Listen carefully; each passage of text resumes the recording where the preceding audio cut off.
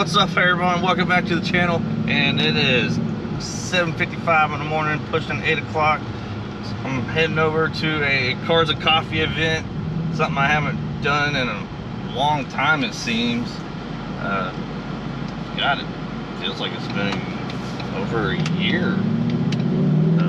But yeah, so I'm heading over to a Cars and Coffee event. Gonna be airing there, and hopefully I'll get some good footage for you guys, and maybe I'll get lucky and look at some cars and maybe do an interview with some car enthusiasts like myself. It'd be sweet if somebody were, I don't know, maybe go for a ride in someone else's car. But so yeah, gonna be heading over that way to do these Cars and Coffee event. You know,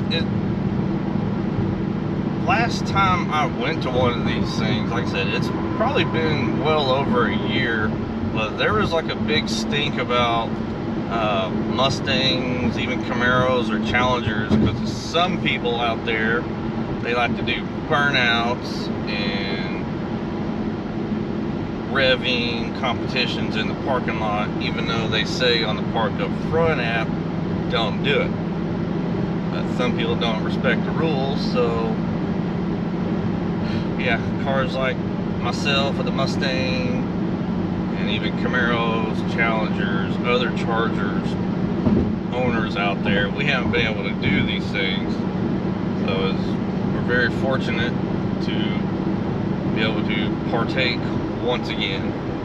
And so yeah, I'm taking advantage before someone else ruins it again. And so we will pick this back up heading that way.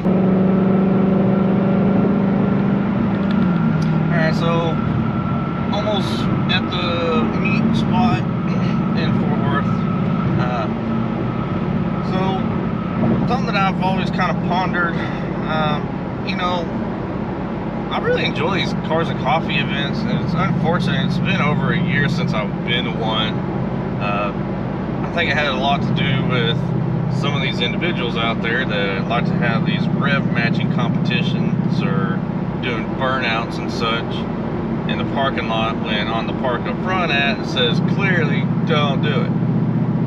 And ever since then, Park Up Front events have excluded the people that have the Mustangs, Camaros, Chargers, Challengers, which has really sucked because I like going to these things.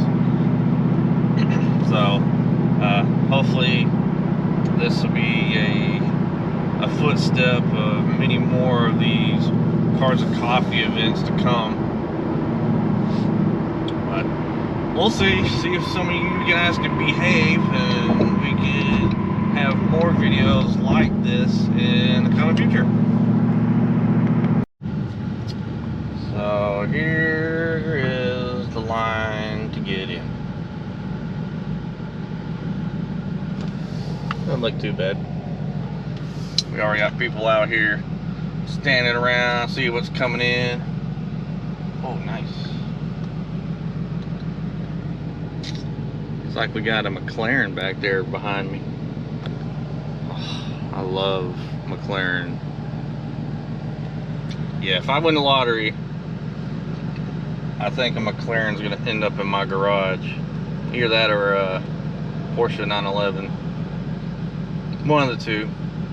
You tell me.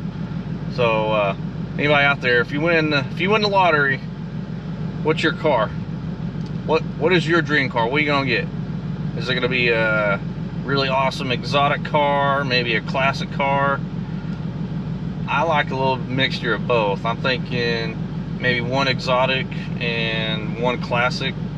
But if I get my classic, it's definitely gonna be a 60s Mustang. Eleanor, maybe. But yeah, drop a comment. Tell me what would be your dream car if you win the lottery.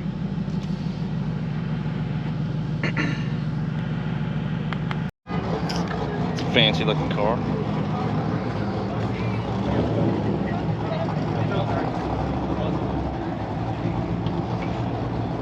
I knew that wasn't a V6. That thing got a Hemi? What possessed you to do that?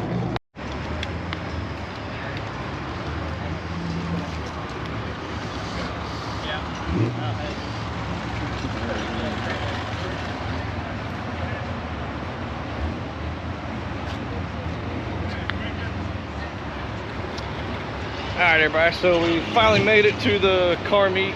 Here's just a little bit of the cars. So you got your a little bit of everything. It's definitely not like the cars and coffee events that I first started coming to when I moved here in the Dallas area. We all meted out in the Colony at Nebraska Furniture Mart, and we always had Mustang Alley. Well, that's not the case anymore.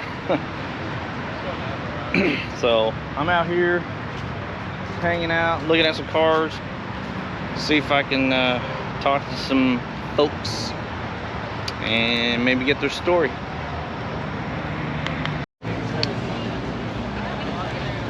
Now this is a thing of beauty. So this is a De Tomaso Pantera. So these cars back in the day, they were kind of like the Italians' version of the Ford GT. Like Italian car, and they shove a Ford engine in it. I get antsy. I don't like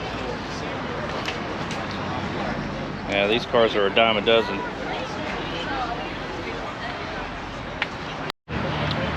Alright, a whole line of Lambos here.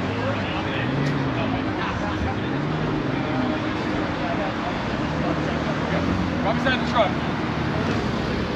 Hey Aaron, you remember that time we went out to drive exotic, and I drove the GT500, and for your birthday I bought you a drive experience.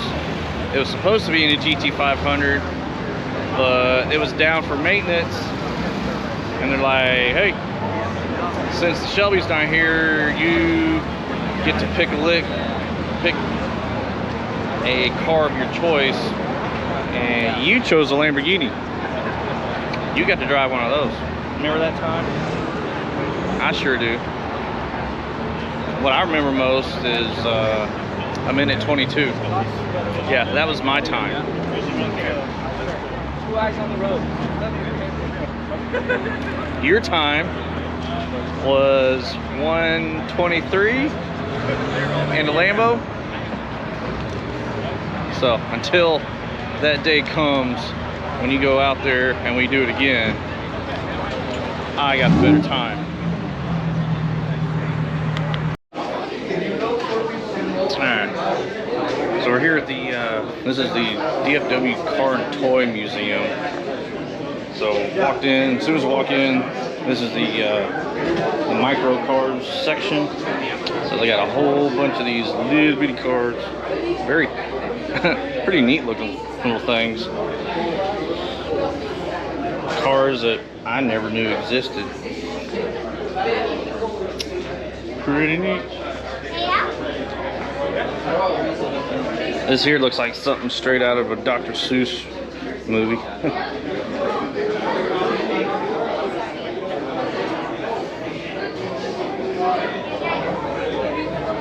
Yeah, they got a whole bunch of these neat little cars. Very like efficient, huh? Ain't nobody put it in there. Little Fiats.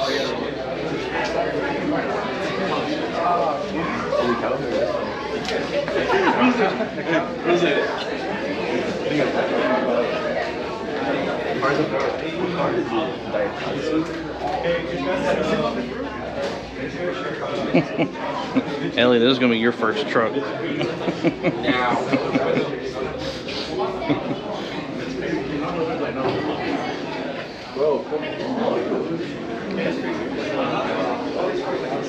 Must be the Asian version of the Volkswagen bus. God, man, These little things are tiny. What is this? What is this called? The Daihatsu Japanese automaker.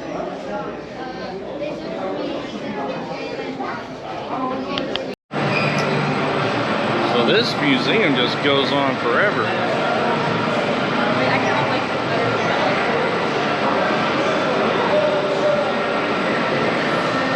Definitely glad I came to this one. This is a really cool Cars and Coffee event. You got everybody's cars outside. You come in here and it just goes on for days, it seems. Just all kinds of cars.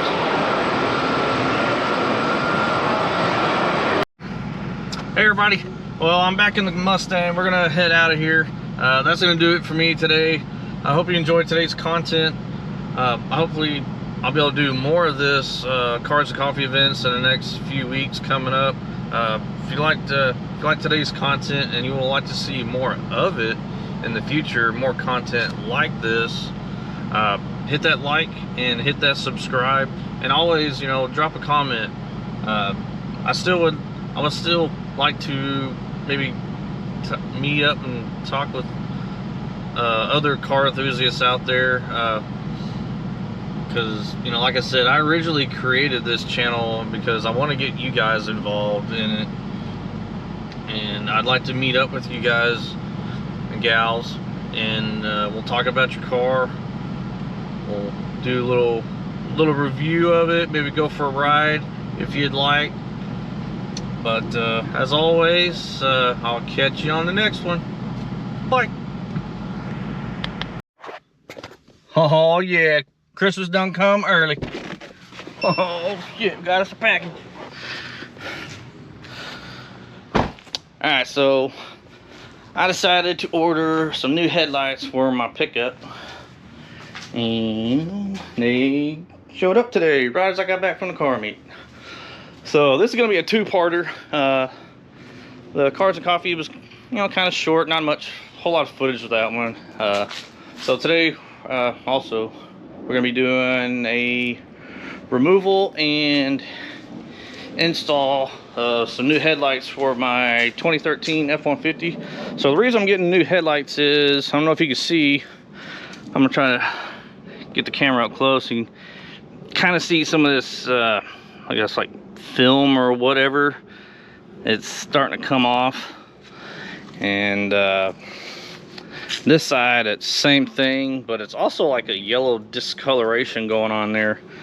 But I also, you know, I thought I'd change up the look of the truck. So I have on the back side somewhat smoked tail lights. I mean, they're not like super dark, but I wanted to kind of change the look of the truck a little bit, and so I decided to go with some smoked headlights. So let's open the box and check out the new ones. Alright, just got the box opened up. Gonna take them out for the first time, give them a quick once over, check them, make sure they're not busted or nothing or cracked. Alrighty, so gonna check these. So got the 10 mil socket right here, and yep, sure enough, just like I said, 10 millimeter. That's what I like right there. One size fits all socket, I guess, for these Fords. So what, 10 mil? Well, I bet this is a 10 mil too. Yep, look at that, 10 mil, 10 mil. I like that. The old trusty electric socket wrench. Yeah, that manual stuff, that's for rookies. Been working at Ford as long as I have. Get some quality electric tools. So what we're gonna do is, like I said, there's gonna be a how-to how to change these. So we're just gonna unbolt these three here, pull out the headlight, remove the electrical connectors, and swap everything over. Alright, so also went inside and I grabbed, here's the LED lights, the Raxiom advanced lighting for high and low beams. These are the ones that I ordered. I don't know if you can see that, but here's the part number, and I'll be sure to drop a link in the description for both the actual lights themselves and the headlight assembly. So here we go. Alright, so like I said, these are going to be all 10mm bolts. So remove this one, and that one right there. It'll all pop out. It may not come quietly, so you may have to use a little bit of arm muscle and just kind of give it a good yank, and it'll come out. Alright, so this one came out quietly. Didn't have to give it a good yank. Alright, so we got your turn signal here, your running light there, and here's your headlight plug here. So let's pop these off and remove the bulbs. Alright, so I got the LED lights taken out. Here's what they look like. They got this long cord here. If you watched one of my previous videos, we installed tail lights on the Mustang there. When you're doing any kind of electrical work, any kind of these plugs, make sure you use dielectric grease on all these plugs. That way you get a good seal between the pins there and the pigtail, because we're going to be plugging into that, and that way you make sure you get a good connection between the pins on the light and the pigtail here on the truck. Alright, so like I said, puts a little bit of dielectric grease on there. So as you can see, I mean, I put just a little bit. You don't want to put a whole lot. You want to make sure that you get a good connection and a good seal with these pins. So now we're just going to attach the new LED light to that, and we will put all these in their respected slots on the new headlamp and put it back in. Alright, look at that. Night and day difference. I'm definitely liking this. So installing these were really not that easy. So on these new ones, it's got these metal tabs right there and right there.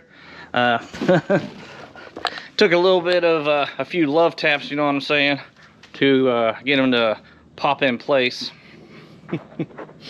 But that's the thing about these aftermarket parts. Sometimes they don't want to fit just right. You gotta give them the good old Randy Savage love, elbow drops. Alright, so we got one side in. Now we're gonna do the other side. Same procedures. Remove your 3 bolts, 2 up top, 1 at the bottom. Pull it out and just unplug the electrical connections for those. I mean, you're gonna have to, well, obviously you're gonna have to swap over from this one to the new one, and the ones that are in there for your parking light and your turn signal, those, you know, you can leave the bulbs in there because they were still good, and just kind of connect them to the new one. All right, so let's go ahead and do that.